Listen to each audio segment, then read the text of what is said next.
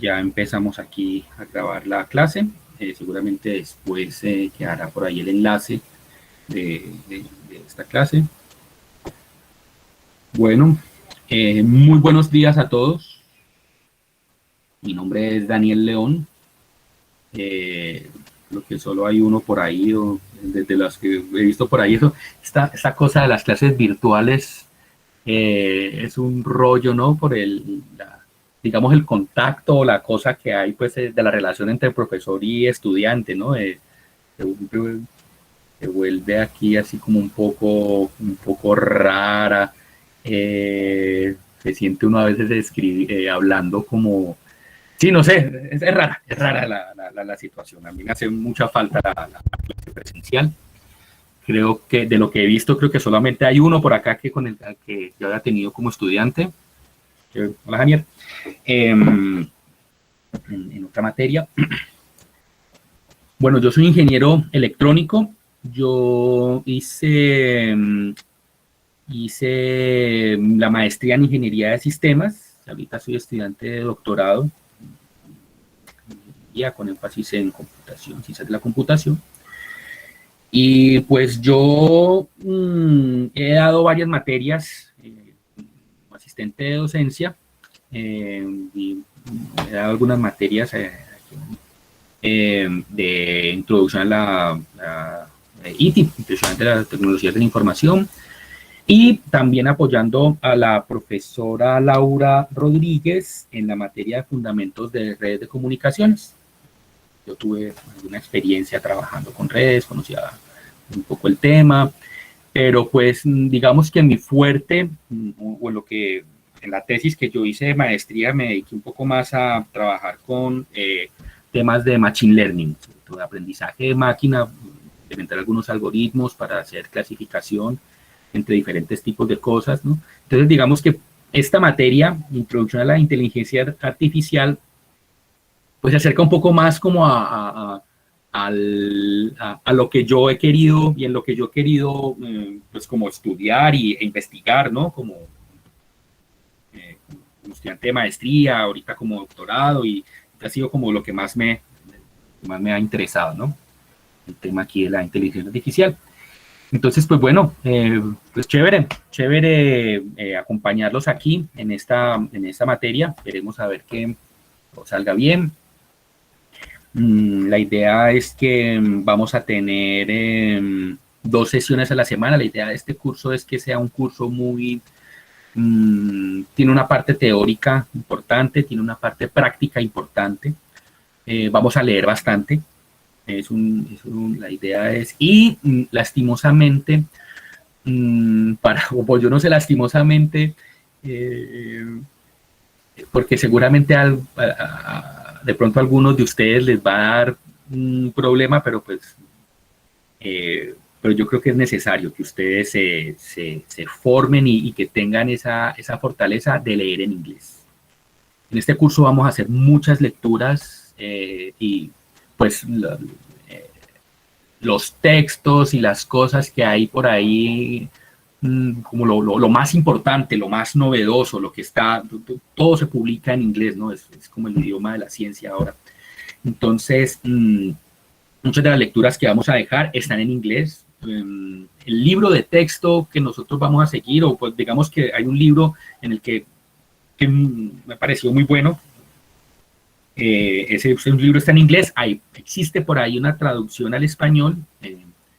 Por ahí buscaría ver cómo se las hago llegar. Pero pues es que en inglés están todos los términos. Seguramente cuando ustedes quieran investigar algo acerca del tema de inteligencia artificial y que sea, pues digamos, como mucho más actual, mucho más moderno, mucho más de hoy, digámoslo así, seguramente todo va a estar en inglés. ¿Ya? Entonces, pues yo les recomiendo que ejerciten y que esa comprensión de lectura en inglés, porque seguramente les va a dar la mano mucho en esta materia y en lo que viene, ¿no? Ustedes están formando como ingenieros y pues leer en inglés y después escribir en inglés seguramente que va a ser algo que les servirá muchísimo. Entonces yo les voy a Yo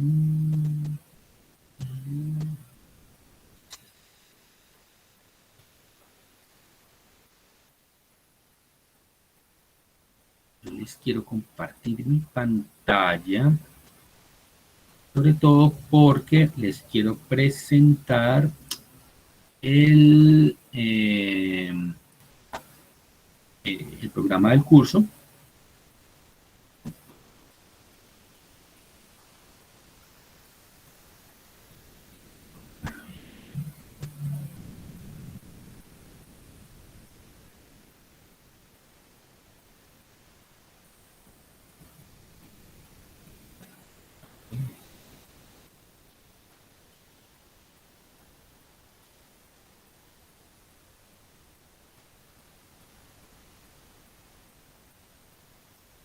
Bueno, aquí.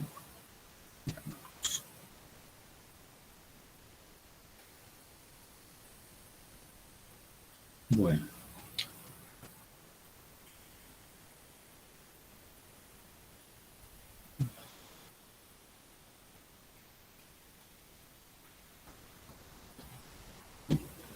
Bueno, el curso que vamos a introducción a la inteligencia artificial, son 4 créditos, vamos a ver 4 horas semanales, 2 horas el lunes, 2 horas el viernes, de 10 a 12 del día. La idea general de este curso es que pues ustedes tengan una visión general del campo de la inteligencia artificial, que ustedes sepan de qué problemas se ocupa, digamos, esta área de la ciencia, ¿no es cierto? Y pues acerca de las principales técnicas que se utilizan en la inteligencia artificial, pues que ustedes, digamos, sepan, bueno, un poco de qué se trata esto, ¿no? La idea es, vamos a mirar a ver algunas de las consideraciones filosóficas sobre la inteligencia de las máquinas, ¿ya? Vamos a analizar algunos métodos de búsqueda para solución de problemas. Creo que este es como uno de los temas más importantes o de los que más se ocupa la inteligencia artificial, buscar la solución de problemas, que también pues uno podría pensar que la inteligencia artificial, y hay una rama grande de la inteligencia artificial que se dedica a estudiar la optimización, los problemas de optimización, pues hay un problema y se puede resolver, pero la idea es encontrar la manera más óptima de hacer alguna cosa. Entonces, eso también es uno de los temas de investigación en inteligencia artificial.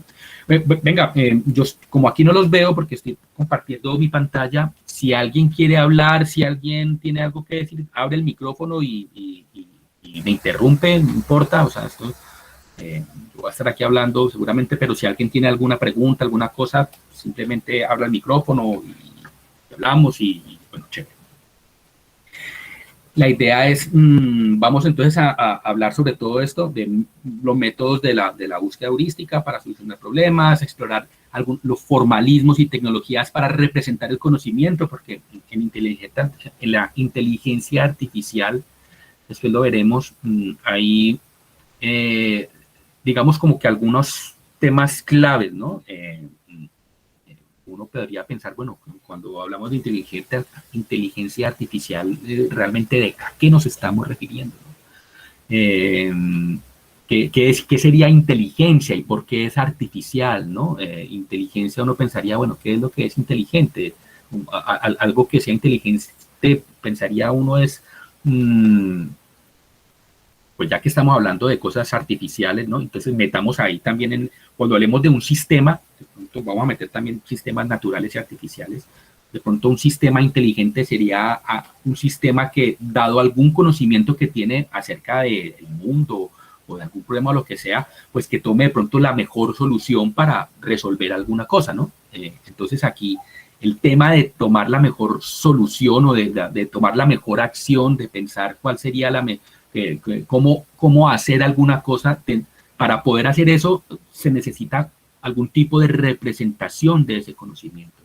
Entonces, ¿cómo podemos representar ese conocimiento, ¿no? Hace parte también, pues, como de algo que quisiéramos abordar en este curso. Algunos mecanismos, explorar los mecanismos básicos para el aprendizaje automático, y la idea es también introducir las nociones y algoritmos básicos, sobre todo de redes neuronales. Yo no sé si de pronto hacemos a charlar algo acerca de redes bayesianas, pero de pronto sí redes neuronales, y pues vamos de pronto a ver también otros tipos de algoritmos que se utilizan en la inteligencia artificial, ¿no? Para representar el conocimiento y para tomar decisiones. Y es interesante el tema de las redes neuronales. Yo no sé si ustedes han escuchado hablar de lo que es el deep learning. No sé si alguno ha escuchado hablar acerca de eso.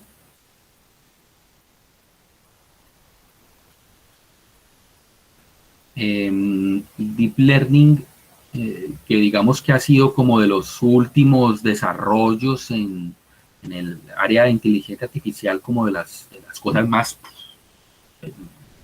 no sé, ha tenido un auge y ha tenido una aplicabilidad muy grande, ¿no es cierto? Y finalmente la estructura del deep learning se basa en redes neuronales, ¿no?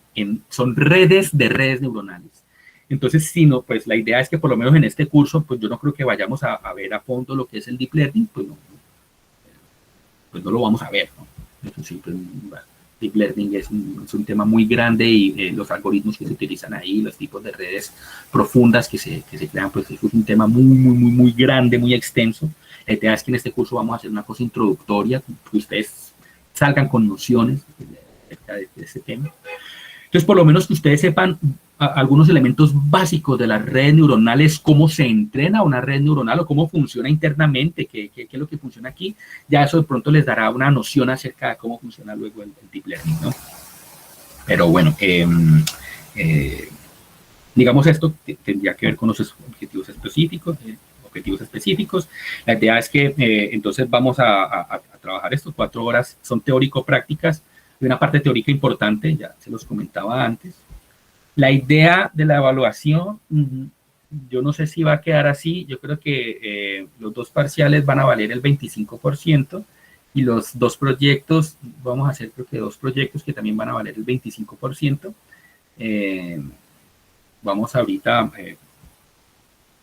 entonces de pronto sí, esta parte yo creo que se modificará, 25, 25 todo. El contenido del curso, la idea es que vamos a inicialmente hacer una introducción acerca de lo que es el tema. De pronto vamos a ver un poco la historia de la inteligencia artificial, vamos a hablar un poco de, bueno, o sea, como tiene que ver una cosa como, la inteligencia es como una cosa tan, ¿cómo decirlo? Se ocupan los filósofos, se ocupan los psicólogos, se ocupa mucha gente. ¿Qué es inteligencia? Entonces esta cosa de, bueno, ¿qué es la razón? ¿Qué es la inteligencia? ¿Qué son las ideas? ¿Qué son las acciones? ¿Qué son esas cosas? Pues no vamos a meternos a estudiar todo esto a fondo, pero sí por lo menos es importante tener ahí como un elemento de estos temas que se ha trabajado en filosofía y todas esas cosas. Por lo menos que ustedes tengan eso, de, bueno, ¿por qué? ¿Por qué se le llama inteligencia artificial y por qué se hace importante? ¿Qué es la inteligencia artificial, ¿no? ¿Qué problemas se están,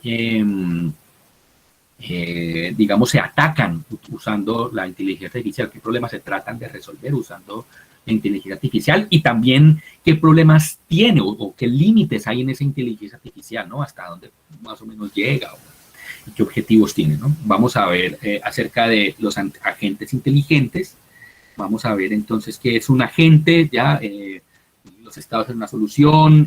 Bueno, entonces para hablar de un agente, ya, un agente, que me parece muy bonita esa palabra. Uno a veces, uno escucha estas palabras y uno las pasa por encima como se vuelven parte del paisaje, pero la palabra agente viene por allá de algo muy antiguo que significa agere, hacer, algo que hace. Un agente es una cosa que hace algo, ¿no? Por eso agente y hacer son como palabras que suenan parecidas, ¿no? Entonces, un agente inteligente, ¿qué es un agente, no? ¿Qué es una cosa que hace, ya? Entonces, esta cosa que hace algo en un ambiente, ¿no? Entonces, los tipos de ambientes, cómo es la estructura de este agente, cómo interactúa con el ambiente, el agente cómo interactúa interactúa con el ambiente, dado un problema, cómo serían los estados, o sea, si yo tengo una solución, cómo son esos diferentes estados, qué tipos de agentes hay. Entonces vamos a hablar acerca de los agentes de reflejo simple, vamos a ver lo que son los agentes basados en un modelo o basados en metas y basados en la utilidad, ¿no? Entonces vamos a hablar un poco, el tema de los agentes es un tema muy interesante que vamos a tratar, digamos, como a profundidad. Vamos a luego hablar acerca de la solución de problemas, cómo representamos los problemas en la inteligencia artificial, qué es un problema bien definido, cómo son los problemas bien definidos, cuando estamos hablando de estrategias de búsqueda de soluciones, cómo podríamos comparar esas diferentes estrategias de búsqueda, y vamos a hablar entonces de lo que es la búsqueda no informada, o la búsqueda preferente por profundidad, o por anchura, o de costo uniforme. Vamos a ver las búsquedas limitadas por profundidad, las búsquedas iterativas o bidireccionales, y la idea, o sea, digamos que todo esto tendría que ver con la búsqueda no informada, ¿no? Cómo es esa búsqueda iterativa o bidireccional, cómo diseñar funciones heurísticas, ¿no? Para digamos, de pronto mejorar un poco el desempeño de una búsqueda no informada. Y cuando hablamos de las búsquedas informadas, entonces vamos a ver qué son las búsquedas a varas, a estrella, la búsqueda heurística limitada por memoria. Vamos a hablar, pues, como de temas sobre todo la búsqueda. Y pues lo que decíamos ahora, lo que yo les decía ahora, la inteligencia artificial se ha enfocado, digamos, en temas que tienen que ver con solución de problemas, buscar cuál es la mejor solución, o también optimizar algún desempeño o alguna cosa por ahí. Pero en este curso nos vamos a dedicar de pronto a hablar solamente de lo que es la búsqueda, pero ustedes de pronto ya podrían, después de ese curso, bueno, cuando se empiecen a ver temas que tendrían que ver con problemas de optimización, bueno, son más o menos los mismos algoritmos, sino que se aplican de manera diferente porque el problema está representado de otra manera. Después eso lo hablar. La parte de los juegos, a mí me parece muy importante e interesante.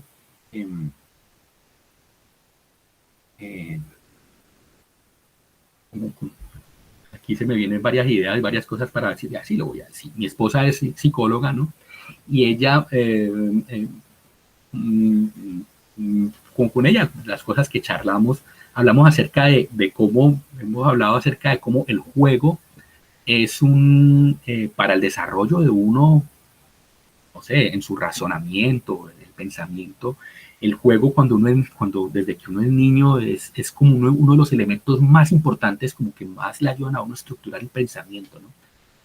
O a hacer crecer la razón, ¿no? A que la razón se empiece a como ubicar, a tener ahí como unas estructuras, como pensar mejor y toda la cosa acerca de los juegos. Y pues, si esto hace parte como del desarrollo humano, pues bueno, también a la hora de hablar de la inteligencia artificial, los juegos también han jugado un rol muy importante a la hora de diseñar algoritmos o estrategias computacionales que puedan resolver o que puedan jugar mejor algunos juegos, ¿no es cierto? Entonces, por eso, digamos que en inteligencia artificial, las investigaciones que se hacen acerca de los juegos, pero cuando hablamos aquí de juegos, no tiene que ver con poner aquí yo estoy jugando, no sé, algún juego, un videojuego, y entonces que el contrincante aquí sea una inteligencia artificial y entonces me pelee mejor, no sé, en un God of War o lo que sea. Entonces, yo tengo aquí, entonces la inteligencia artificial controlar aquí a este y todo. No tiene que ver con ese juego. Cuando hablamos aquí de juegos, tiene que ver con, por ejemplo, cómo hacer, por ejemplo, que una inteligencia juegue mejor ajedrez que un gran maestro de ajedrez. O juegos de mesa, como, no sé, damas chinas o lo que sea, cómo hacer esas decisiones óptimas en juegos, digamos que esos retos que se pensaron los pioneros de la inteligencia artificial, hicieron que el concepto de la inteligencia artificial, que las herramientas que se utilizan ahí, como que subieran de nivel, ¿sí me entienden? O sea, se empezaban a crear algunos paradigmas muy interesantes para entrenar algún tipo de programa aquí, algún tipo de agente inteligente, lo que sea, que fuera capaz de interactuar con un contrincante en un juego, por ejemplo, de ajedrez y tomara una decisión óptima, ¿ya? ¿Cómo jugar mejor aquí entonces y toda la cosa? Entonces, por eso la parte de los juegos ha sido muy importante y nosotros la vamos a ver aquí muy por encimita. Y de hecho la idea, uno de los proyectos del curso es, hay un juego pequeñito que se llama X, HEX. Entonces es un juego muy sencillito. La idea es que son como, hay dos lados que yo quiero conectar. Quiero hacer como un camino entre un lado y el otro, y el contrincante quiere hacer el camino, digamos, entre los dos lados perpendiculares a los que me corresponden. Entonces gana el que conecte el uno con el otro, ¿ya? Como una especie de triqui, ¿no? Pero entonces la idea es que nosotros vamos a hacer como en este curso, la idea es que ustedes hagan un agente que juegue ese juego, este juego de X contra otros agentes, y entonces los vamos a poner a competir. Después miraremos ahí a ver cómo hacer eso. Entonces la idea es, bueno, entonces a la hora de hacer juegos, las decisiones óptimas en juegos, como estrategias, vamos a hablar un poco de lo que es el algoritmo Minimax, cuando tenemos juegos con múltiples jugadores, hablar de cerca de decisiones óptimas, y bueno, y lo que es la poda alfabeta. Y después de hablar de esto, vamos a hablar de aprendizaje de máquina. Y en aprendizaje de máquina vamos a hablar sobre todo de dos tipos de aprendizajes que son como los más importantes. Está el aprendizaje supervisado y el aprendizaje no supervisado. Aquí entonces, digamos que cuando hablamos de aprendizaje de máquina ya tiene que ver con crear ya como tal un algoritmo que sea capaz de tomar algún tipo de decisiones. Entonces, digamos que esos algoritmos que toman decisiones, yo lo puedo entrenar, le puedo dar muchos ejemplos para que él aprenda y ejemplos anotados, decirle, vea, esto es un ejemplo de tal tipo, para que él pueda clasificar o hacer una regresión acerca de una función. Entonces vamos a hablar un poco de lo que es en aprendizaje supervisado, lo que es clasificación y regresión, y mencionaremos un poco cómo es el tema de los árboles de decisión y las redes neuronales. Y en aprendizaje no supervisado, que aquí ya digamos que es otro tipo de aprendizaje, en donde yo tengo un poco de cosas y yo necesito más o menos de pronto organizar, o sea, se ocupa de resolver de pronto como algo diferente a lo que uno podría hacer con aprendizaje supervisado. Aprendizaje supervisado, yo quiero clasificar entre diferentes tipos de cosas. Aprendizaje supervisado. En aprendizaje no supervisado, de pronto yo no conozco muy bien la estructura de lo que está aquí, de las cosas que yo tengo que trabajar. Entonces, de pronto cuando se hace aprendizaje no supervisado es que se revisan las cosas de muchas maneras y se hacen agrupamientos o se hace lo que es el clustering. Entonces vamos a ver un poco lo que es el clustering en K-means y el clustering jerárquico y algunas reglas de asociación usando el algoritmo Apire. Bueno, esto es, digamos, como lo que vamos a ver en este curso. Parece mucho y sí es bastantico ya, pero pues la idea es que es un curso muy introductorio y que ustedes salgan de este curso con muchos elementos, pero pues como para entender bien el tema de la inteligencia artificial, ¿ya? Ustedes ahí tengan como una noción grande de las cosas que se utilizan en inteligencia artificial, de los temas de que se ocupa, de cómo se ocupa la inteligencia artificial de resolver algunos problemas. Y bueno, la bibliografía, sobre todo es el libro en el que vamos a trabajar, Inteligencia Artificial, un enfoque moderno. Vamos a estar con la tercera edición realmente. Yo les recomiendo que busquen la tercera edición. Entonces, cuando ustedes vean la tercera edición, este es la carátula del libro. Yo les voy a recomendar ese librito, Artificial Intelligence, a Modern Approach. Y les voy a dar de aquí un dato ganador. Sí.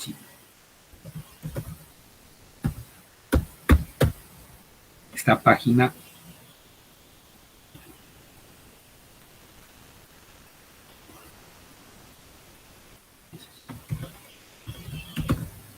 RS.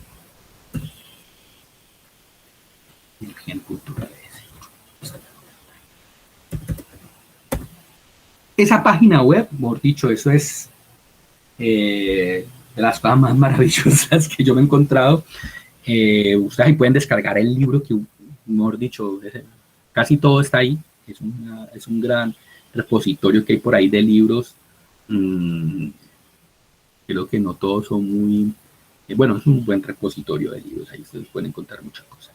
Entonces, de pronto por ahí podrían encontrar el libro y toda la cosa. Y pues, pueden encontrar libros incluso para las carreras, lo que ustedes estén trabajando. Yo, por ejemplo, he trabajado mucho el tema de sismología.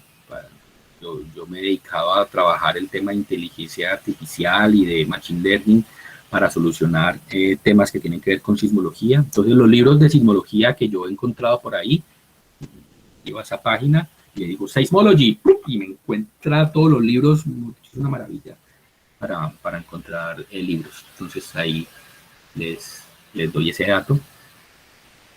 En este libro, entonces, de este libro, bueno, ustedes aquí ven la carátula, aquí ustedes lo verán, entonces tiene, y pues es interesante la carátula del libro que tenga la cosa del ajedrez. Ustedes sí tienen idea de por qué puede ser tan importante el tema del ajedrez para la inteligencia artificial. De pronto, si alguien quiere animarse a decir algo acerca de eso.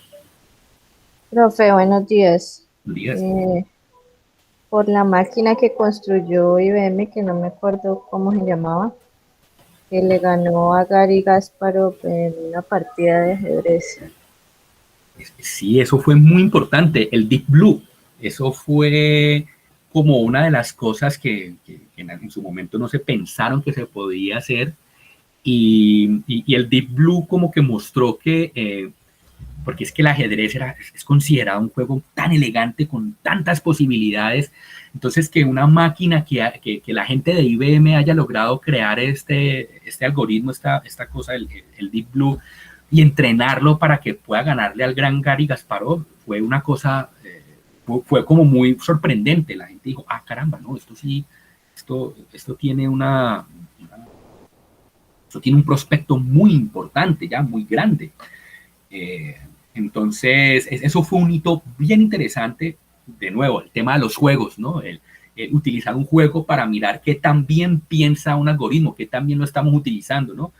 Y pensar entonces uno, las posibilidades que yo podría tener para enseñarle algo a tomar decisiones. Aquí estamos hablando del ajedrez, pero por ejemplo, ¿qué tal tomar decisiones para manejar un carro autónomo o un avión, ya en diferentes condiciones atmosféricas, o hacer una cirugía? ¿Sí me entiendes? O sea, como que ese tipo de decisiones que se están tomando en un juego, pero también, y hay alguna cosa interna por acá, cómo se entrenó esto para ganarle a Gary Kasparov, pues ¿será que podemos utilizar ese mismo tipo de entrenamiento para hacer no sé, un carro que maneje por las calles de Cali? Pues, uy, bravo, ¿no? Bravo, pero... Profe, esa máquina pasó por la prueba de Turing, el, el de la prueba de imitación de... La del Deep Blue, Sí, eh, yo la verdad no... o sea, yo lo que sí creo, hay no sé si no sé si ese. Pero, ¿ustedes conocen el tema de la prueba de Turing? pues yo sí lo he visto. Es poner una persona de un lado y una máquina y la máquina le va a responder las preguntas que le haga la persona. La persona va a decir si está hablando con una persona o con una máquina. La máquina tiene que engañar a la persona y hacerle creer que está hablando con otra persona. Exactamente, ese es como el tema principal de lo que pensó Turing que podría, o sea, a la hora de hacer una máquina, y sería, de hecho, en el campus, ustedes lo ven por acá, mira, yo aquí les voy a mostrar. Eh, ¿Dónde está?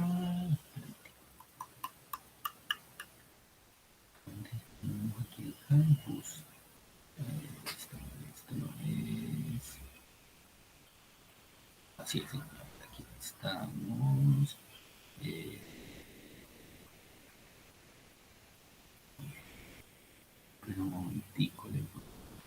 Por ahí está el paper de Turing. Pues es este. Este paper está publicado en el campus y el paper se llama así, Computing Machinery and Intelligence. Y habla acerca, ustedes vieron la película, no sé si alguno vio la película de Turing, de Imitation Game se llama, ¿no? Y él se pensó esta cosa, ¿pueden pensar las máquinas? ¿No? Entonces, aquí va a ser como un pequeño paréntesis de qué se trataba la prueba de Turing, ¿no? Entonces él pensó, bueno, la idea de la máquina es que yo podría, o sea, el responder la pregunta de ¿pueden pensar las máquinas? Él lo que hizo fue reformularla para ver si pensaban o no. Es como, bueno, ¿qué es pensar? No, primero. Entonces él se pensó como una manera de responder si las máquinas piensan o no, es de si yo tengo, él inicialmente dijo, bueno, yo estoy aquí y yo de pronto estoy a un lado de un cuarto y al otro lado hay un hombre y una mujer, ¿ya? Yo tengo que decir si el que me está hablando es un hombre o es una mujer. Y entonces uno me va a querer engañar y el otro me va a decir, no, yo soy lo que sea, o sea, me va a querer decir lo mismo, pero yo no los puedo ver, no los puedo escuchar, sino que solamente leo sus respuestas y entonces uno toma la decisión. Pero entonces lo mismo, si yo en vez de que tenga el hombre o la mujer al otro lado, tengo una máquina, yo podría decir, ¿es o no una persona? ¿Ya? Entonces hay cosas que uno podría decirle, preguntarle a eso, ¿no? Le pongo una operación aritmética. Bueno, él aquí se hizo, ese texto está para que lo lean, es muy bonito, está en inglés, lastimosamente para los que tengan dificultad, pero para los que sepan leer en inglés es una delicia de leer este artículo, porque él entonces, con esta pregunta y pensando de cómo podría hacerse una máquina, él empieza a poner los cimientos de lo que serían los computadores modernos, ¿no? La prueba de Turing, ¿no? Hacer que una máquina sea capaz de pensar, de actuar, de tomar decisiones inteligentes ante una pregunta, ¿no? O para engañar o para lo que sea, ¿no? Entonces, ante esa pregunta que hace Ana, de si esa máquina pasó o no la prueba de Turing, creo que quedan dudas, sobre todo porque hay un momento en el que Kasparov, él como que dice, uy, no, esto parece que estuviera jugando una persona, pareciera por el tipo de jugadas que hace. Y eso pasó con el Deep Blue. Mucho tiempo después se hizo por ahí debe estar el documental de eso, que es súper interesante, acerca de una máquina que entrenaron para jugar Go. El Go es un juego chino oriental, por allá milenario, mucho más viejo que el ajedrez, y tienen muchísimas más maneras de jugar, o sea, son muchísimas más opciones, muchísimas más posibilidades de jugar que lo que puede tener el ajedrez, ¿ya? Entonces, los grandes jugadores de Go, pues, son pues supremamente, es gente que, pues, que tiene una sensibilidad y parece que el nivel de creatividad que se necesita para jugar el Go es muchísimo mayor que para jugar ajedrez. Y se pusieron a entrenar una máquina, inicialmente perdía con jugadores amateurs, pero después esta máquina empezó a aprender a jugar y jugó contra uno de los más grandes jugadores de Go y lo venció. Y el tipo decía, cuando fue vencido, decía, uy, no, esta máquina para poder vencerme tuvo que tener un nivel de creatividad que no la podría tener una máquina. O sea, entonces digamos que ese tipo de respuestas dice, uy, pasa el test de Turing o no. O sea, el tipo dijo, no, se pareciera que fuera otra cosa, que fuera una persona, que tuviera una intuición que no está tan, o sea, que como que tuviera emociones. Entonces ahí, digamos que se queda como que, uy, esto ya no, aquí se pone en tela de juicio el test de Turing. Yo les traía hoy acerca justamente de eso, del test de Turing, que tiene que ver con ustedes decir, esto es humano o esto es una máquina, ¿ya? Entonces les quería compartir aquí una cosa. La banda más pesada del mundo, la voy a presentar acá, la banda más pesada del mundo, ya les voy a decir por qué.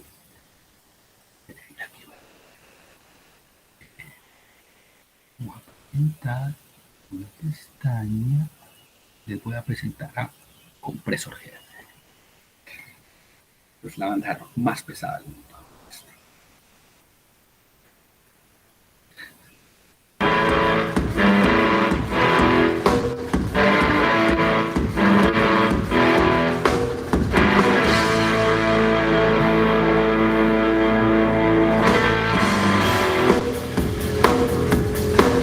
ustedes cierran los ojos, ustedes escuchan eso, ustedes dicen, uy, parece que lo estuvieran comprando una banda de rock. Ya, yo me imagino a mí me gusta mucho el rock, ¿no? Entonces yo me imagino a AC/DC tocando esta canción, ¿no? De pronto falta el cantante, ¿no? Falta el que está cantando ahí.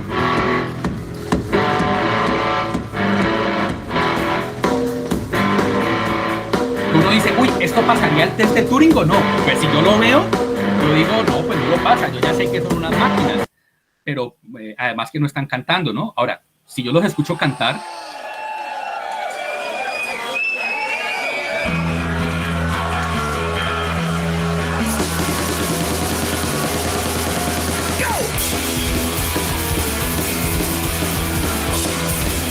una banda realmente pesada, ¿no? Ustedes pueden ver.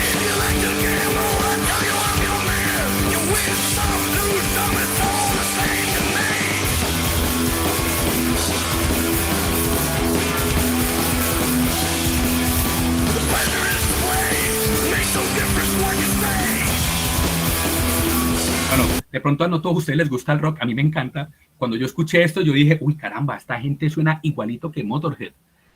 Suena muy bien, o sea, la guitarra suena súper bien, hace un solo de guitarra. Yo dije, o sea, si yo cierro los ojos y yo escucho esto, yo estoy imaginándome a 4 peludos tocando esto con todo, ¿no? Entonces, para mí hubiera pasado el test de Turing, ¿sí me hago entender? Entonces yo digo, uff, caramba, yo digo, esta gente pasaría el test de Turing, estos robots aquí. Y uno dice, bueno, estos fueron unos robots que estuvieron programados de alguna manera que tocan muy bien sus instrumentos, pero aprendieron a hacer muy bien algunas cosas con esos instrumentos, cómo tenían que pegarle a la batería, cómo tenían que tocar la guitarra, y tienen todo el dispositivo aquí con los dedos o lo que sea para tocar todo lo que tengan que tocar ahí, lo mismo el bajo.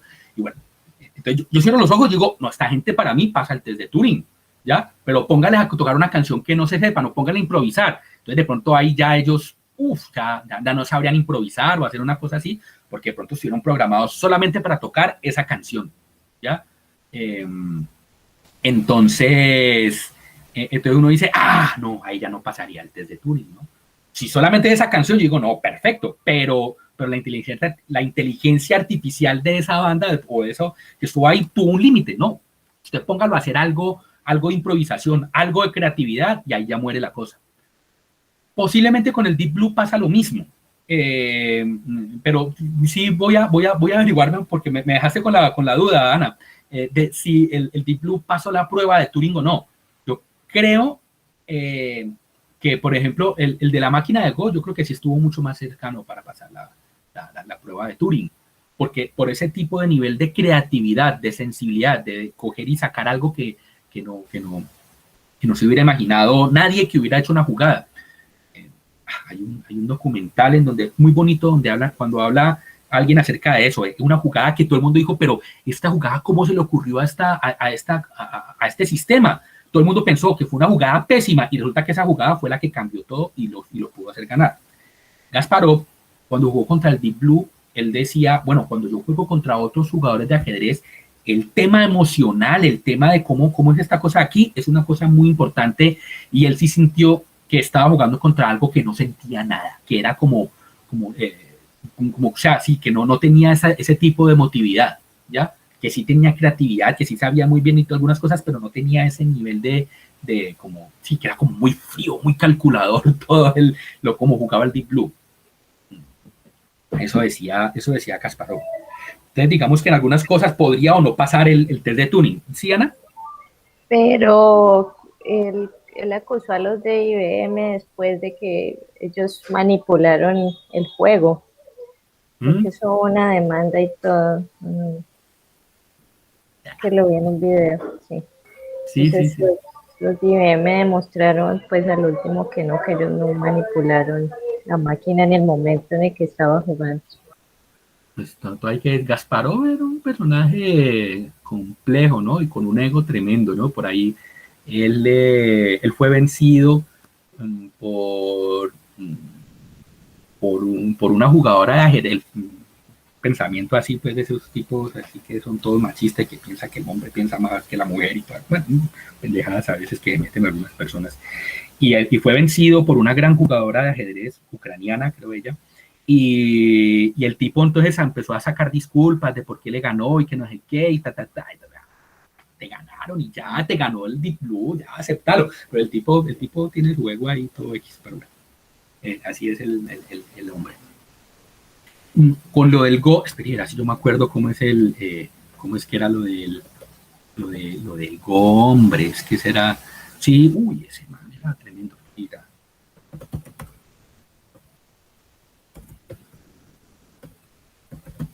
AlphaGo, este documental está en Netflix para el que lo quiera ver, es súper bonito, el AlphaGo, ¿cómo se llama?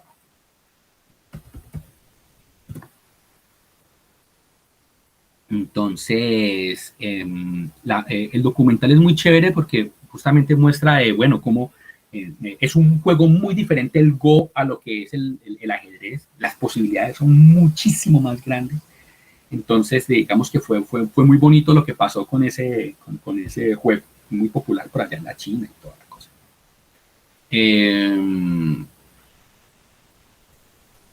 Bueno, eso.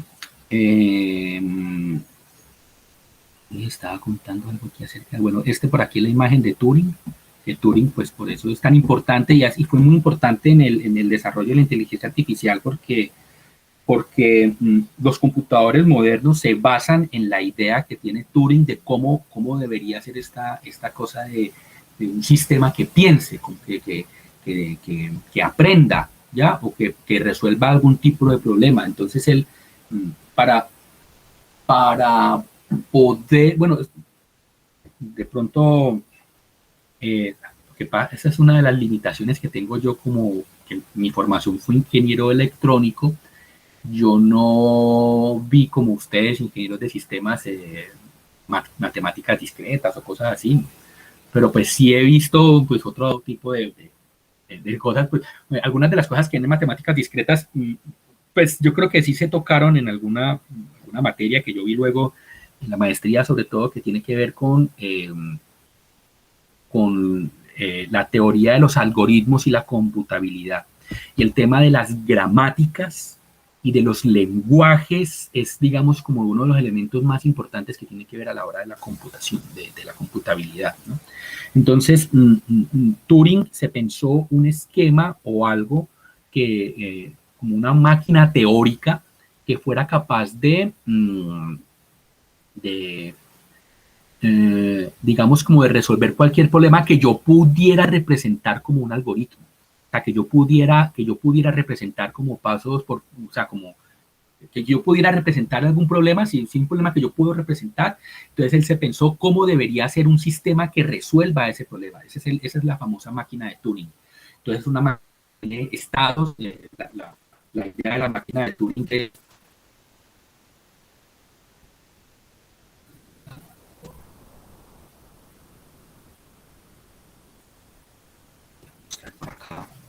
una cosilla.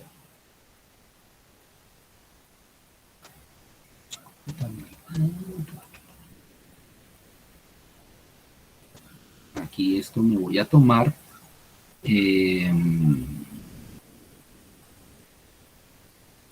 profesor Jesús Aranda.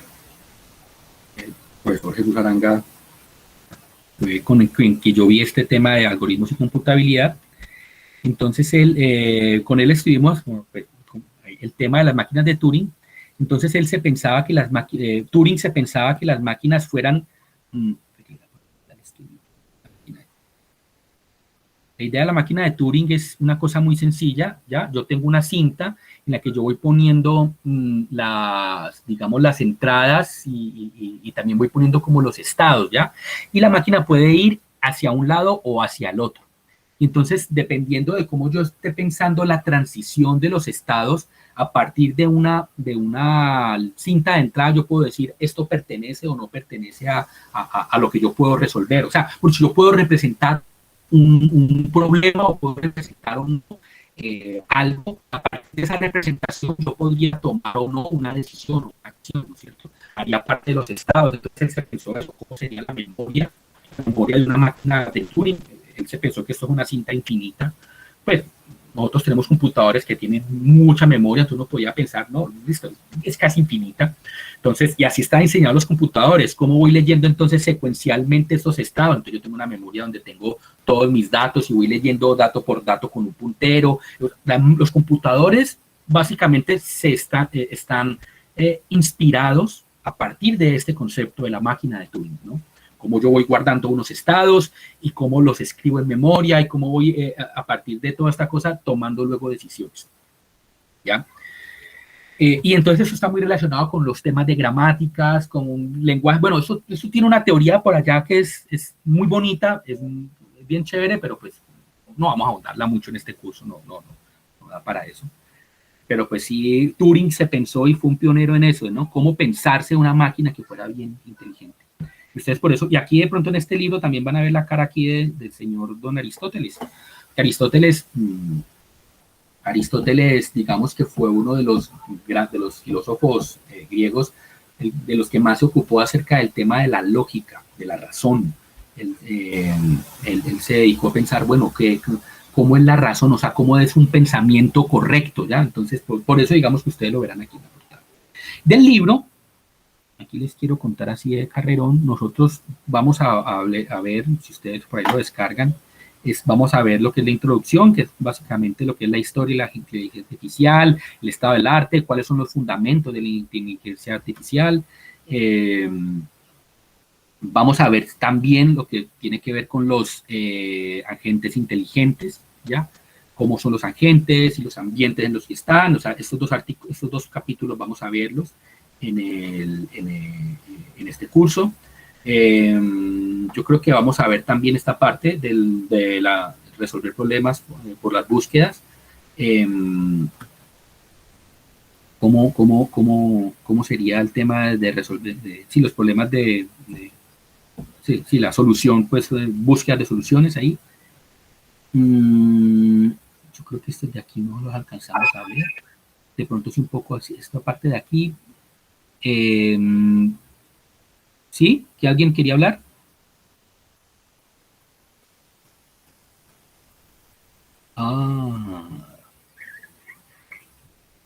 No sabía. Bueno, después igual creo que esto quedará por ahí subido a la... Sí, de pronto por ahí hubo un problema con la red y con el audio. Queremos saber que luego lo que quede grabado y que quede por ahí en YouTube de pronto no tenga tantos... Bueno, listo. Súper. Les decía, entonces de pronto vamos a ver estos 3 primeros capítulos, la introducción, los agentes inteligentes, la solución de problemas por búsqueda. De pronto no vamos a ver lo que tiene que ver con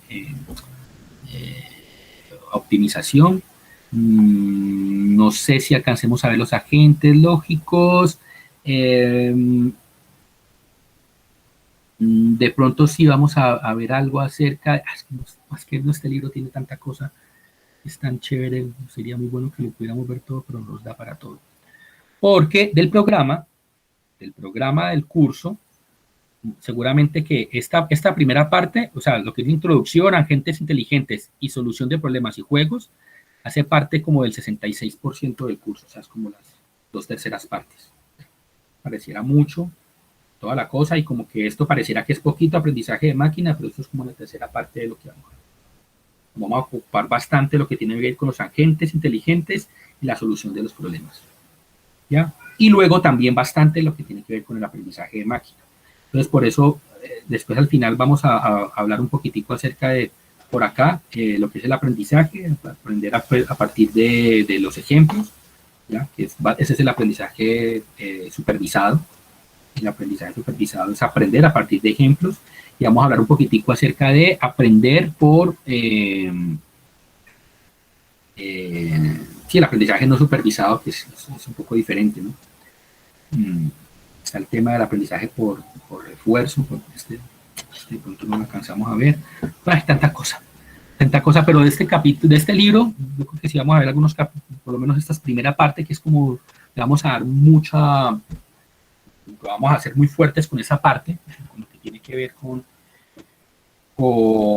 la parte de los agentes, la representación del conocimiento también, es muy importante para esto. Entonces, pues este libro aquí está todo, muy chévere, entonces seguramente que aquí vamos a ir sacando muchas cosas. Yo en el campus les compartí este primer capítulo de la introducción, y les compartí el paper de Turing. Yo les decía que este es un curso en el que vamos a leer bastante. Yo espero de pronto que en la siguiente clase, ojalá ustedes hayan leído ese capítulo. Es un capítulo sabroso de leer, no es pesado, no tiene mucha cosa matemática ni nada de eso. Es como un cuento, es como leerse la historia de la inteligencia artificial, y es bien interesante la historia de la inteligencia artificial, cómo fue pasando, digamos, como las diferentes eras de la inteligencia artificial. Y en ese capítulo de introducción también, como para que ustedes se ubiquen, se habla acerca de eso, de qué es el estado del arte, qué problemas ocupa la inteligencia artificial, y se empiezan a mencionar. Entonces, de pronto, si ustedes lo leen, ya en la siguiente clase vamos a digamos, como a tratar este problema muy chévere. Y a tratar todas estas cosas. Lo mismo el paper de Turing. El paper de Turing es muy bonito. El paper de Turing...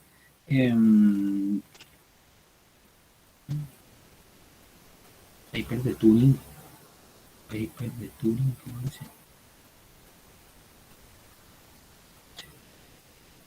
A ver. El paper de Turing es muy rico de leer. Son 22 páginas, pero está una letra grandecita, tiene mucho espacio, y todo esto se lee chévere. Y aquí entonces Turing como que expone un poco, mucho mejor, habla ya de computadores digitales, ¿no? Este paper es del 50, ¿ya? Y él empieza a hablar de cómo podrían ser las computadoras digitales y qué debería tener. Debería tener una unidad de almacenamiento, debería tener una unidad de ejecución o procesamiento, y otra parte que tiene que ver con el control, ¿no? Entonces, y entonces él dice, bueno, ¿cómo sería toda esta cosa? Bueno, este paper es muy bonito de leer. Ven que Kai no tiene números ni nada de eso. El hombre está haciendo un razonamiento acerca de cómo podría ser el tema de la inteligencia que puede tener una máquina. Y hasta dónde podría ser inteligente, porque las máquinas de Turing tienen un límite, ¿no?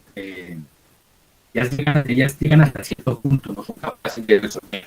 O sea, hay cosas que no son representables por las máquinas de Turing.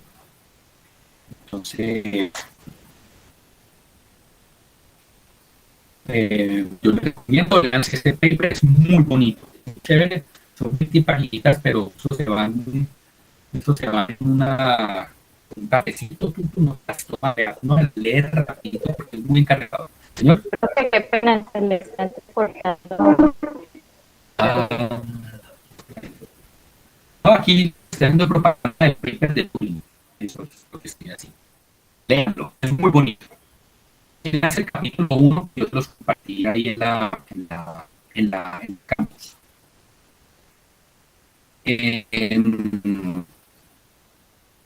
Bueno, la idea, esto por acá, ya hablamos del contenido del curso, la evaluación no va a ser así, 25, 25, 25, 25. Vamos a hacer un proyecto que tiene que ver con un proyecto que es el de los agentes que jueguen este juego. Vamos a hacer los grupos, los grupos de 4 personas. Solo, si es el caso, no, vamos a hacerlo de 4 personas. Vamos a hacerlo aquí.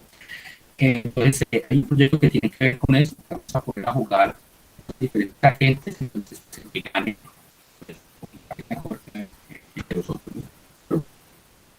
Al final va a ser chévere, pero la idea es que si eso hace el proyecto y hace su agente, seguramente quieren hacer una nota, pero pues se paga mejor, tenga mejor. Ya, no. Sí, ahí está cortando ya, pero que no se escucha así, no se entiende. Ok. Vamos a ver qué hacemos.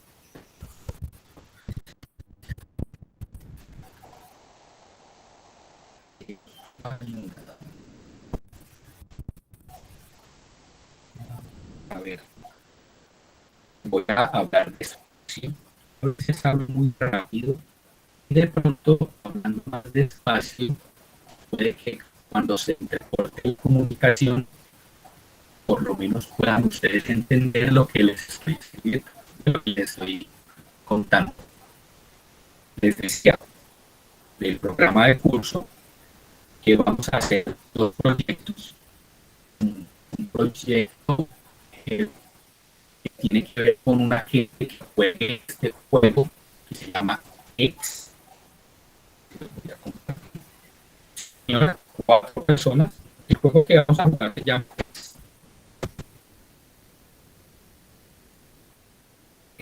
La idea del juego es que hay dos contrincantes, uno que corresponde al lado rojo y el otro corresponde en el lado azul, y gana el que sea capaz de conectar con sus fichas de color, digamos el lado rojo, que yo puedo hacer un cambio con todas las fichas hasta el otro lado. Aquí gana el rojo, o aquí el azul, porque conecto los lados azules. Entonces ustedes van a tener un agente que juegue esto, de las reglas, lo que sea, que tiene que hacer para que juegue este juego.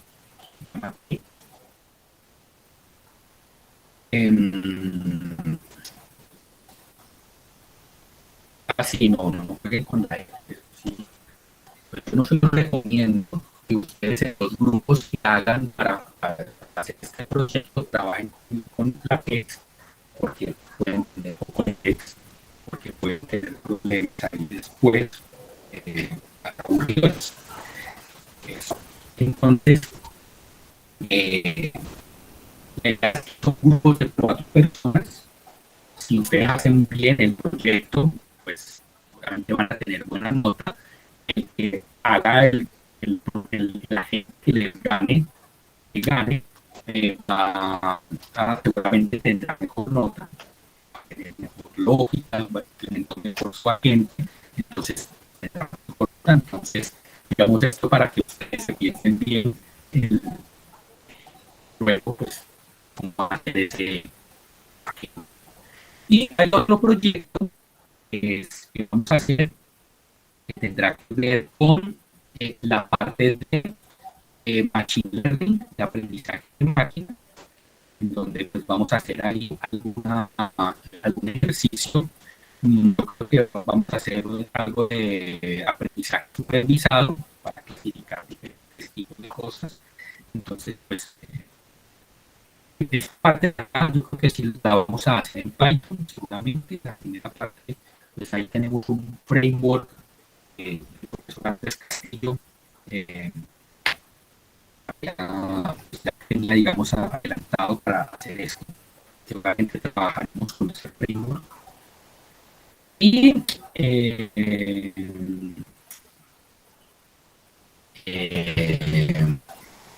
no, es un JavaScript, pero digamos, cuando hablo de framework es porque ya está creado el ambiente para jugar en estaría, digamos, como listo para ustedes definir las reglas de la gente. Entonces, cuando es como que ya mucho adelantado para, digamos, luego diseñar lo que sería la gente inteligente. Pero creo que lo vamos a hacer en JavaScript. Entonces, eso, vamos a hacer dos proyectos, uno de Machine Learning y el otro de la gente inteligente que juegue con eso. Y entonces,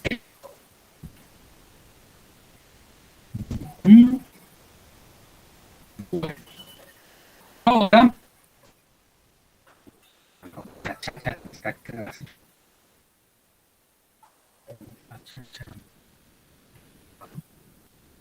decida a compartir.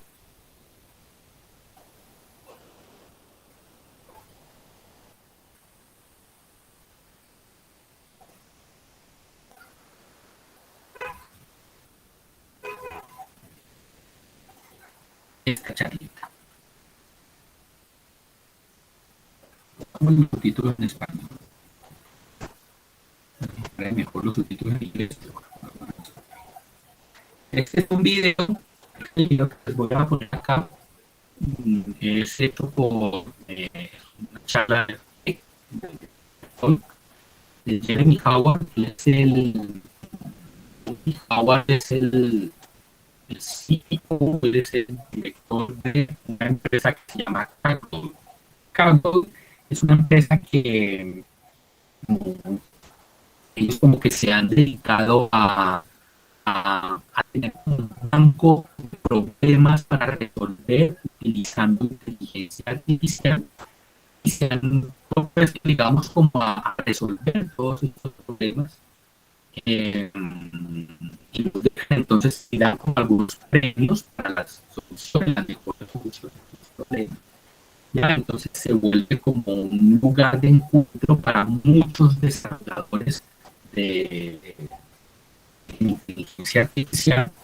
Entonces, digamos que lo que él tiene para decir acerca de las computadoras que pueden aprender, digamos que es muy interesante. Por eso pensaba que podía mostrar aquí este video, 20 minuticos, como para que también ustedes terminen de usted, las posibilidades del aprendizaje de máquinas, de hablar sin espacio.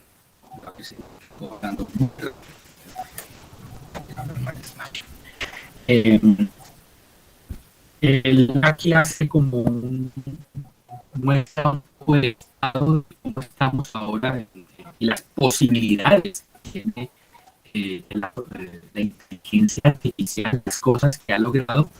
Pues digamos que es una palabra autorizada para hablar del tema, justamente con esta página pues, de Kaggle, que han resuelto muchas cosas muy interesantes, utilizando técnicas eh, de inteligencia artificial. No, ya les voy a... Es que... Ahí pueden escuchar el audio del video. Pero se cortó. Señor. Se escuchaba cortado. Well, it used to be that if you were to get a computer to do something new, you would have to program it. Now, programming, for those of you that haven't done it yourself, requires laying out in excruciating detail every single step that you want the computer to do in order to achieve your goal. Now, if you want to do something that you don't know how to do yourself, this is going to be a great challenge. So this is the challenge faced by this man, Samuel. In 1956, he wanted to get this computer to be able to beat him at checkers. How can you get a program lay out in excruciating detail how to be better than you at checkers? He came up with an idea. Bueno, muy interesante, ¿no? Aquí estamos hablando de alguien que estamos hablando del año 1956, que dijo él, que quería, en el 56, ese señor Samuel quería hacer un programa que lo venciera jugando damas, ¿no? O sea, ya estamos hablando desde el 56, empezando a hacer programas que fueran capaces de vencer o de pensar en un juego, ¿no? El juego como un espacio en el que podemos poner a prueba y mejorar nuestra forma de pensar y de tomar decisiones, ¿no? Hizo y se pensó cómo crear algo que lo venciera jugando, y ahí empieza un tema que tiene que ver con el pensamiento. He had the computer play against itself thousands of times and learn how to play checkers.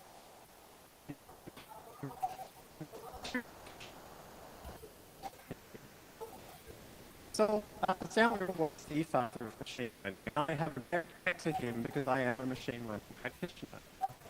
I was the president of Kaggle, a community of over 200,000 machine learning practitioners. Kaggle puts competitions to try to get them to solve previously unsolved problems, and has been successful. Hundreds of times.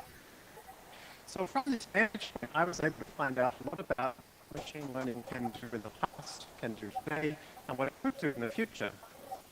Perhaps the first big success of machine learning commercially is Google. Google showed that it's possible to find information by using a computer algorithm. This algorithm is based on machine learning. Since that time, there have been many commercial successes of machine learning. Companies like Amazon and Netflix use machine learning to suggest products that you might like to buy, movies that you might like to watch. Sometimes it's almost creepy. Companies like LinkedIn and Facebook sometimes will tell you about who your friends may be, and you have no idea how to do it. This is because it's using the power of machine learning. These algorithms have learned how to do this from data, rather than being programmed by hand.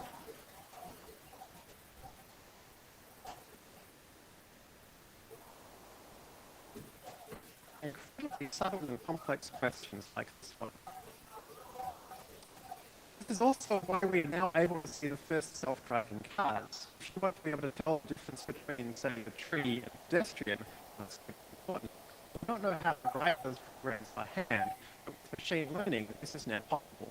And Bueno, aquí hay una cosa muy interesante, ¿no? Y es que la idea del aprendizaje de máquina es que, bueno, si hay alguien lo suficientemente desocupado que pueda, digamos, poner paso por paso y decirle a un profesor cómo tiene que tocar la canción TNT de AC/DC o Iron Man de Black Sabbath o no sé, esos Space.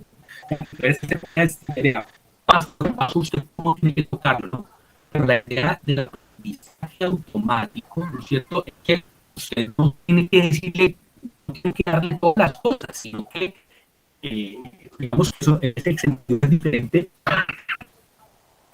La idea de hacer que una máquina que usted tenga que decir todo lo que tiene que hacer, cómo tiene que aprender todas las cosas, sino que la máquina aprenda sola. De pronto se ponga a escuchar muchas veces la canción y que entonces la máquina la pueda sacar sola, por ejemplo. Eso sería muy interesante, ¿no? Que la pueda luego tocar ella sola.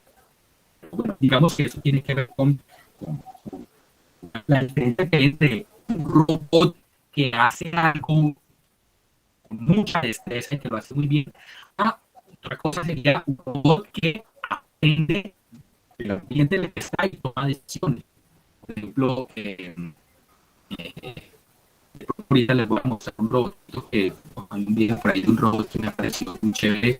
Un robot que lo empujan y a pesar de que lo empujen, el robot es capaz de caer, se cae. Porque sabe qué tiene que hacer para no perder el equilibrio. Eso es un robot que aprendió lo que tiene que hacer dependiendo del equilibrio, de cómo usted toma una decisión, ¿no? Él aprendió a mantenerse en pie. in fact, this car has driven over 1 million miles without any accidents on regular roads. So we now know that computers can learn, and computers can learn to do things that we actually sometimes don't know how to do ourselves, even better than us. One of the most amazing examples I've seen of machine learning happened on a project that I ran at Kaggle, where a team run by a guy called Geoffrey Hinton from the University of Toronto won a competition for automatic drug discovery. What is extraordinary here is not just that they beat all of the algorithms developed by Merck, all the international academic community. Nobody on the team had any background in chemistry, biology, or life sciences, and they did it in 2 weeks. How did they do this? They used an extraordinary algorithm for deep learning. So important was this, and in fact, the success was covered in the New York Times in a front page article 4 weeks later. This is Geoffrey Hinton here on the left-hand side. Deep learning is an algorithm inside that how the human brain works. And as a result, it's an algorithm that has no theoretical limitations on what it can do. The more data you give it, and the more computation time you give it, the better it gets. The New York Times also showed in this article another extraordinary result of deep learning, which I'm going to show you now. It shows that computers can listen and understand. Now, the last step that I want you to take in this process is to actually speak to you in Chinese. Now, the key thing there is we've been able to take a large amount of information from many Chinese speakers and produce a text-to-speech system. Chinese text and converts it into Chinese language.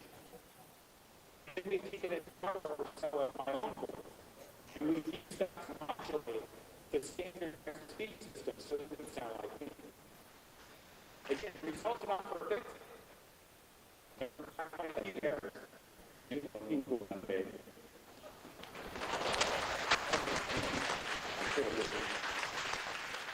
There's much work to be done in this area. I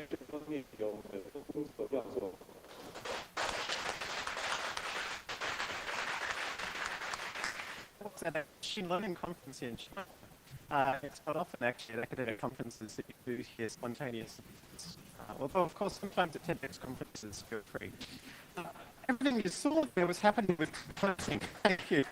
The transcription in English was deep learning. The translation of Chinese text that right deep learning. And the construction of the voice was deep learning as well.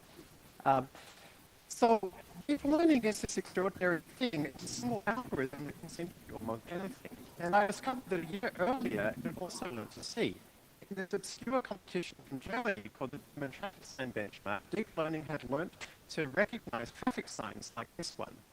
Not only could it recognize traffic signs better than any other algorithm, the leaderboard actually showed it was better than people, about twice as good as people. By 2011, we had the first example of computers that could see better than people. Since that time, a lot has happened. In 2012, Google announced that they had a deep learning algorithm of YouTube videos and crunched the data on 6,000 computers for a month. And the computer independently learned about concepts such as people and cats just by watching the videos. This is much like the way that humans learn. Humans don't learn by being told what they see, but by learning for themselves what these things are. Aquí voy a hacer una cosita política que tiene que ver, después lo vamos a ver mejor cuando hablemos de lo que es el aprendizaje supervisado y el aprendizaje no supervisado. Y nosotros aprendemos de una manera a veces supervisada y a veces no supervisada. O sea, nosotros aprendemos mucho de la experiencia, ¿no es cierto?, de que estamos viendo cosas y luego como que les asignamos algunas características y las interiorizamos, pero a partir de muchísimos ejemplos, de muchísimas cosas que han visto. Entonces es muy interesante, por ejemplo, esto. Se programa un software utilizando Deep Learning que ve muchos videos, y a partir de estos videos el software tiene una idea de lo que son gatos, de lo que son personas, ¿ya? Y de pronto nadie le dijo, vea, esto es un gato, vea, esto es una persona. No, el software a partir de los videos dijo, vea, estos son los gatos, estos son los gatos y alguien que se le pregunta al software, vea, y el software te dirá algo acerca de los gatos. Hay un cuento para allá muy bonito de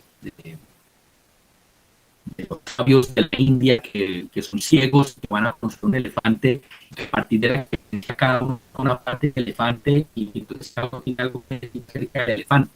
Y así digamos que podría ser esa representación del conocimiento. El sabio tiene una representación del elefante, no, el elefante es puntudo, no, el elefante es puntudo porque le tocó la cola, no, el elefante parece una palmera porque le tocó una pata, ¿no? Y lo mismo, este software vio los videos y los datos son de esta manera, toda la cosa tendrá cosas, porque esa fue la experiencia que tuvo con los videos que vio de los datos. Y aquí es una cosa muy interesante, ¿no? Y esto digamos que quede como para que quede ahí como un elemento que ojalá ustedes se lleven y que ustedes lo vean bien. Mucho de lo que tiene que ver con lo que nosotros le demos a un algoritmo para que aprenda, ¿ya? Nosotros queremos que el algoritmo aprenda a hacer algo o que aprenda a clasificar algo, que dependerá de la calidad de los ejemplos que nosotros le demos al algoritmo. Que le damos buenos ejemplos y le damos ejemplos muchos ejemplos y que tengan buena calidad, que tengan que puedan tener información relevante para el software, seguramente que va a calificar muy bien. Pero si nosotros le damos muchísimas, si por ejemplo queremos un software que clasifique de gatos y perros, y siempre le doy gatos, no sé, blancos. Solo le hago gatos blancos, solo le hago gatos blancos y solamente le hago perros lavadores. Y solamente le hago perros lavadores. El día que yo le dé un pastorero o el día que yo le dé un, no sé, un gato negro, el software no va a saber qué hacer porque no se entrenó con eso. En la medida que si yo a algo le doy muchos ejemplos, o sea, el software se va a portar bien en la medida en que yo le dé buenos ejemplos y le dé buena información para aprender. Also in 2012, Jesse Hinton, who we saw earlier, won the very popular picture competition, looking to try to figure out from 1.5 million images what they're pictures of. As of 2014, we're now down to a 6% error rate in image recognition. This is better than people again. So machines really are doing a pretty good job of this, and it is now being used in industry. For example, Google announced last year that they had mapped every single location in France in 2 hours. The way they did it was that they fed street view images into a deep learning algorithm to recognize and read street numbers. Now imagine how long it would have taken before. Thousands of people, many years. It's also happening in China. Baidu is kind of the Chinese Google. And what you see here in the top left is an example of a picture that I uploaded to Baidu's learning system. Underneath, you can see that the system has understood what that picture is and found similar images. And these similar images actually have similar backgrounds, similar directions of the faces, even some of their tongue out. This is not really a text of a web page. All I upload is an image. So we now have computers which really understand what they see and can therefore search databases of hundreds of millions of images in real time. So what does it mean now that computers can see? Well, it's not just computers can see. In fact, deep learning has done more than that. Complex neural sentences like this one are now understandable with deep learning algorithms. As you can see here, this answer-based system showing the red dot at the top has figured out that this sentence is expressing negative sentiment. Espera, a ver si aquí podemos mejorar un poco la calidad, porque aquí lo que está diciendo es que está medio borroso. Y vamos a hacer que esto se vea un poquitico mejor. No. Dice que bueno, podrán ver mejor ahí lo que se muestra aquí. O sea, pero es muy interesante las cosas que se pueden hacer con el aprendizaje de máquina y en particular analizar textos. Y el tema del análisis de textos, del procesamiento del lenguaje natural, es uno de los temas en los que más se está trabajando con inteligencia artificial, cómo interpretar textos. ¿Qué es lo que están diciendo textos? Si un positivo o negativo acerca de algo, yo puedo entonces decir, este texto está hablando de un personaje que hizo tal cosa, entonces que se pueda representar, se pueda tener ahí una idea, porque hay veces en que nosotros hablamos con un sujeto tácito, si lo nombramos como tal, o sea, que un software pueda entender el lenguaje natural es una de las cosas más complejas que se puedan pensar. Deep learning now, in fact, is near human performance, understanding what sentences are about and what it is saying about those things. Also, deep learning has been used to read Chinese, again, at about native Chinese speaker level. This algorithm developed out of Switzerland by people, none of them speak or understand any Chinese. As I say, using deep learning is about the best system in the world for this, even compared to native human understanding. This is a system that we put together at my company, shows putting all this stuff together. These are pictures which have no text attached, and if I'm typing in here sentences, in real time it's understanding these pictures and figuring out what they're about and finding pictures that are similar to the text that I'm writing. So you can see it's actually understanding my sentences and actually understanding these pictures. I know that you've seen something like this on Google where you can type in things and it'll give you pictures, but actually what it's doing is it's searching the web page for the text. It's very different from actually understanding the images. This is something that computers have only been able to do for the first time in the last few months. So we can see now that computers not only see, but they can also read. And of course, we've shown that they can understand what they hear. That's not surprising now that I'm going to tell you they can write. Here is some text that I generated using a deep learning algorithm yesterday. And here is some text that an algorithm at Stanford generated. Each of these sentences was generated by a deep learning algorithm to describe each of those features. This algorithm before has never seen a man in a black shirt or guitar. It's seen a man before, it's seen black before, it's seen a guitar before, but it's independently generated this little description of this picture. We're still not quite at human performance here, because in tests, humans prefer the computer-generated caption not at a The system is now only 2 weeks old, so probably within next year the computer algorithm will be well past human performance at correcting the code. So computers are also right. So we put all this together and it leads to very exciting opportunities. For example, in medicine, a team in Boston announced that they have discovered dozens of new clinically relevant features of tumors which help doctors make a prognosis of a cancer. Very similarly, in Stanford, a group there announced that looking at tissues and magnification, they've developed a machine learning-based system which in fact is better than human pathologists at predicting survival rates or cancer suffering.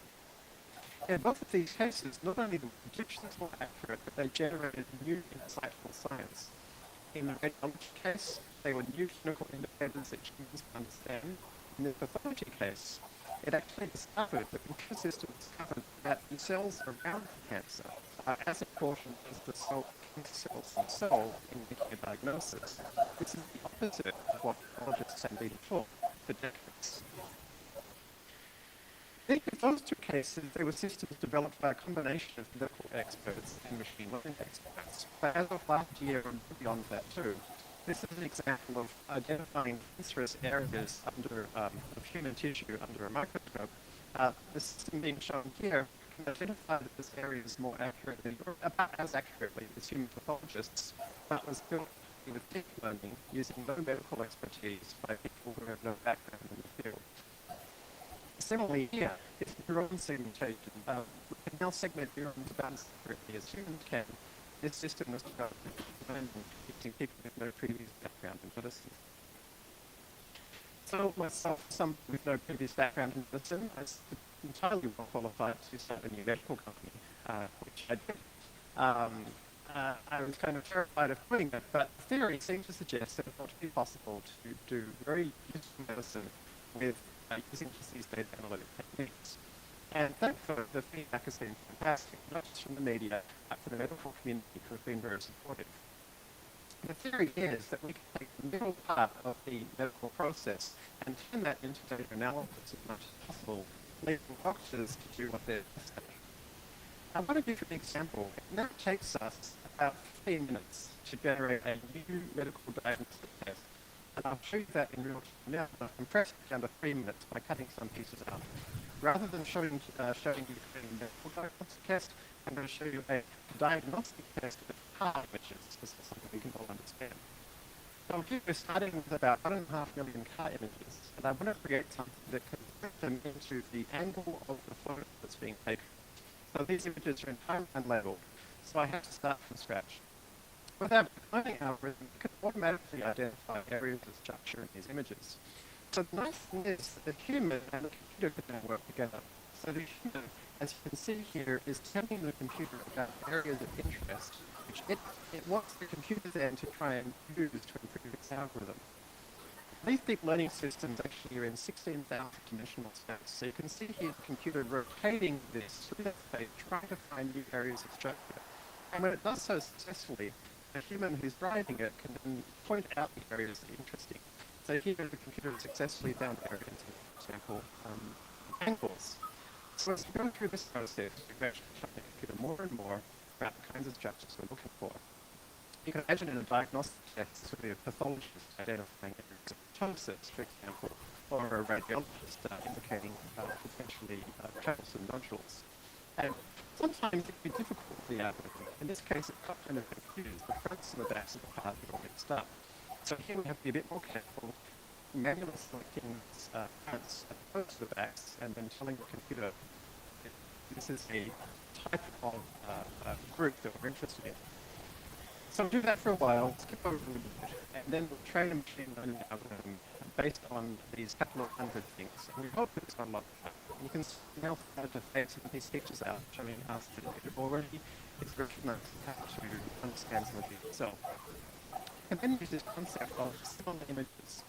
And these similar images now see the computer at this point is able to entirely find the front of the parts. And so at this point, you can tell the computer, okay, yes, you've done a good job of that. Sometimes, whilst even at this point, it's more difficult to separate out groups. In this case, even after we let the computer try and rotate this for a while, we still find that the left side and the right side pictures are all mixed up together. So we can again give the computer some hints, and we say, okay, try and find a projection that separates out the left sides and the right sides as much as possible using this deep learning algorithm. And here we get that hint. Okay, it's acceptable. It's managed to find what we're thinking about this object that separated that bit together.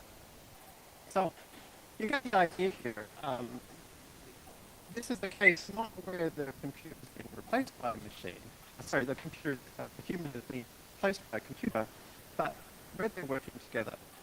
What we're doing here is replacing something that used to take a team of about 6 people about 7 years, and replacing it with something that takes 15 minutes for one person action upon. So this process takes about 4 or 5 iterations.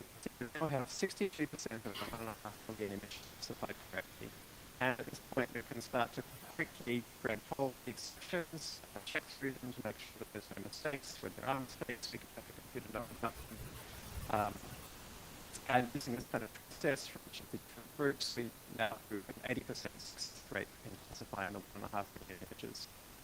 And at this point, it's just a case of finding the small number that are classified correctly and trying to understand why.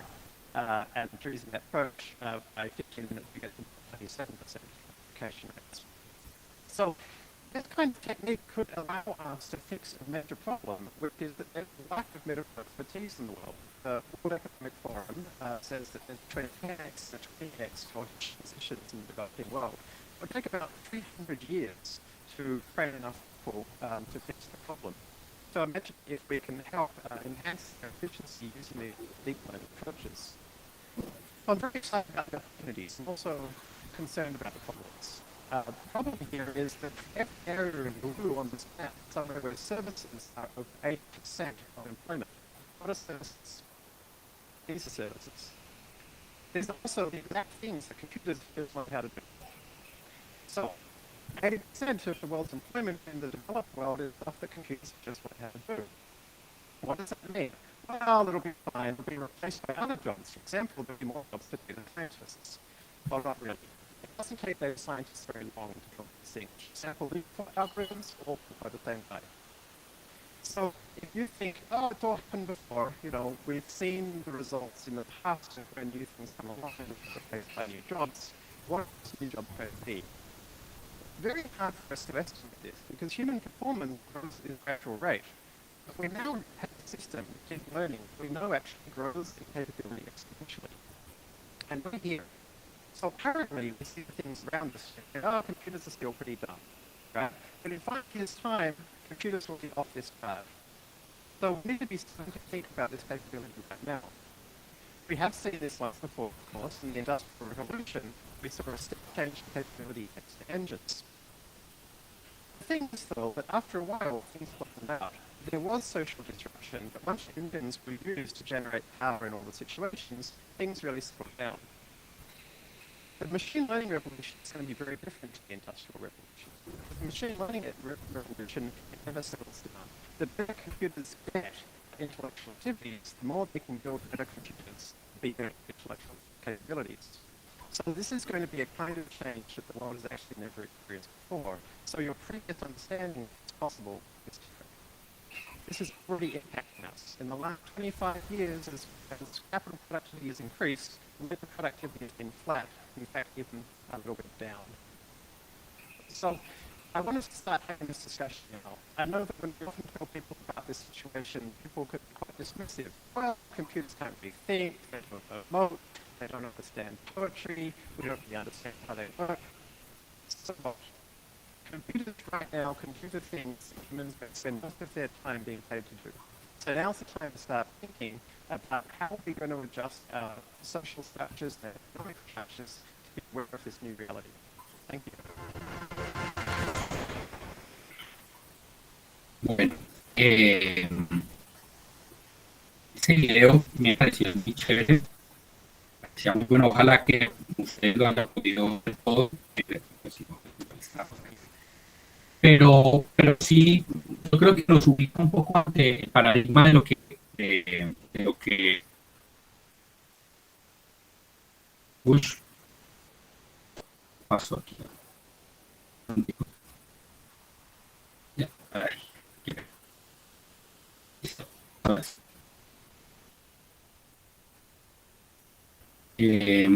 sí. La idea de, o sea, con este video, lo que queríamos, yo les quería como mostrar, les quería como dar como una imagen de todas las posibilidades que tiene el aprendizaje de máquina y el tema de la inteligencia artificial. Y cómo eso de pronto en algún momento podría incluso impactar, y de alguna manera en algunos casos lo ha impactado, temas que tienen que ver con empleo, temas que tienen que ver con estructuras sociales, no sé. Pero bueno, esto es una discusión en la que de pronto vamos a abordar este curso, ¿no? Nosotros somos ustedes están aquí estudiando ingeniería de sistemas porque ven aquí en la computación y en el uso de las capacidades que tiene una computadora, pues la manera en que se van a ganar su vida, ¿no? Ustedes en lo que van a trabajar, ¿no es cierto? Entonces que ustedes vean que esto tiene aquí una aplicabilidad muy grande, pero y los campos en donde esto podría crecer, parece que es interesante que ustedes esto lo hubieran visto para que se sitúen, ¿no? Ahí está el video. Ojalá que lo disfruten. Si de pronto aquí en la clase no lo pudieron ver bien, luego lo abran y lo vean porque tiene cosas muy interesantes acerca de los ámbitos en que se trabaja con inteligencia artificial y en particular con Deep Learning. Y bueno, pues nosotros ya vimos este horizonte tan extenso, esta montaña de Everest que es el Deep Learning. Ahorita nosotros vamos a subir aquí la Loma de la Cruz, que es nuestra Loma de la Cruz de los agentes inteligentes, y entender aquí las cositas. Vamos a empezar a entender y a tener una visión por lo menos introductoria y preliminar de lo que es la inteligencia artificial. Y bueno, en este curso vamos a trabajar estos temas de una manera inicial, y la idea es, pues bueno, ojalá que varios de ustedes luego se quieran aventurar a trepar hasta esas cumbres elevadísimas de las capacidades del aprendizaje de máquina y la inteligencia artificial. La idea de esta sesión era algo muy introductorio, era empezar a comentarles cómo va a ser este curso. Hoy les quise traer estos videos, les quise traer a la banda más pesada del mundo, para que ustedes vieran y que ustedes dijeran, uy, sí, esto, el que lo escuche dice, esto pasa el test de Turing, esto suena igualito. Póngalo a hacer otra cosa y de pronto no. ¿Qué es inteligencia artificial y qué no es inteligencia artificial? Porque incluso hasta una calculadora, cuando yo lo pongo a hacer algunas operaciones, es inteligente en cierto sentido, ¿no? Es capaz de resolver y de hacer operaciones aritméticas que a nosotros nos costaría mucho papel, mucho lápiz y mucha memoria acordarnos cómo es que, yo no sé si ustedes aprendieron a sacar raíz cuadrada. Yo me acuerdo que a mí me enseñaron a sacar la raíz cuadrada a mano, a mí no se me olvidó. Normal, ya tengo la calculadora, que lo haga por mí. ¿Ya? Entonces, eso, la idea es entonces, dentro de este viernes, que nos reunamos, ya vamos a hablar entonces un poco más de lo que, de la historia de la inteligencia artificial. Ojalá que hayan leído el capítulo del libro, importante que lo lean y que participen en esta clase. Ustedes hablen, el micrófono, ponen el video, no, profe, tal, y aquí podemos tener, digamos, como una interacción así, pues, chévere. Les recomiendo que lean el artículo el texto de Turing, que es muy entretenido, muy chévere de leer. Y bueno, yo les pido el favor a los que no están en el campus virtual, que me escriban un correo electrónico, que me manden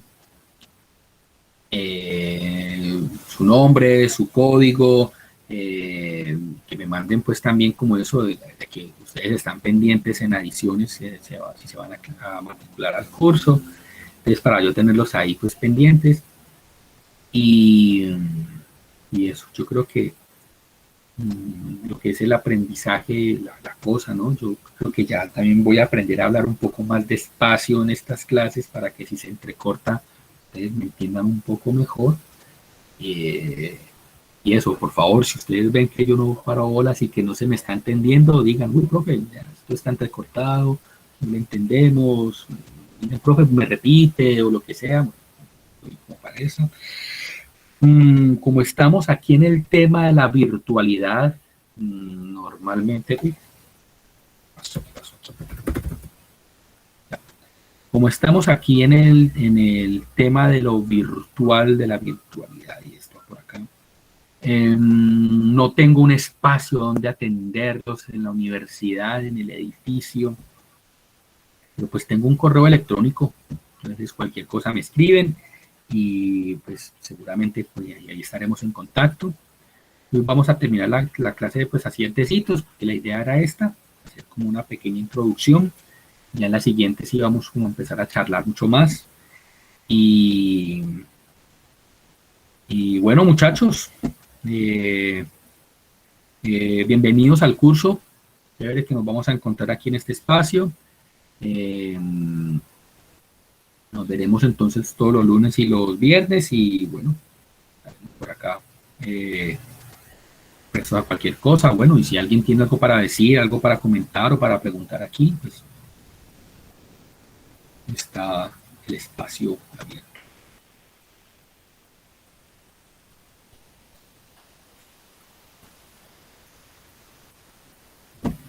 Bueno, vamos a dejar aquí la grabación.